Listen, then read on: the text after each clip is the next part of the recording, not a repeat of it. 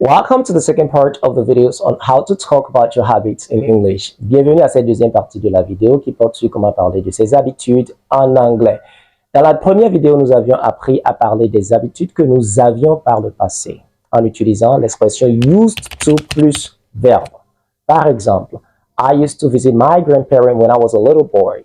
Je rendais visite à mes grands-parents quand j'étais un gamin. Aujourd'hui, je ne suis plus un gamin et mes grands-parents ne vivent plus. J'ai rompu donc avec cette habitude. Today, we are going to learn how to talk about our current habits. Dans cette vidéo, nous allons apprendre à parler des habitudes que nous avons actuellement. Et il y a deux façons de le faire. La première façon, c'est d'utiliser to be used to plus verbe plus ing. Le to be doit être conjugué au present simple.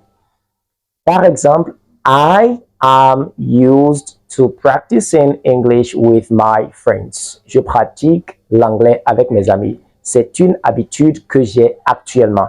Et cette structure, il faut le remarquer, s'apparente un peu à la structure qui est utilisée pour parler des habitudes que nous avions par le passé, à ne pas confondre. Deuxième façon de le faire, c'est de simplement utiliser le present simple tense, le temps présent simple en anglais, en disant par exemple, I often practice English with my friends. Et le tour est joué.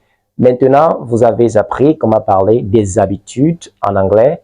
Ne faites plus des erreurs quand vous allez vouloir parler de vos habitudes que vous aviez par le passé ou celles que vous avez maintenant.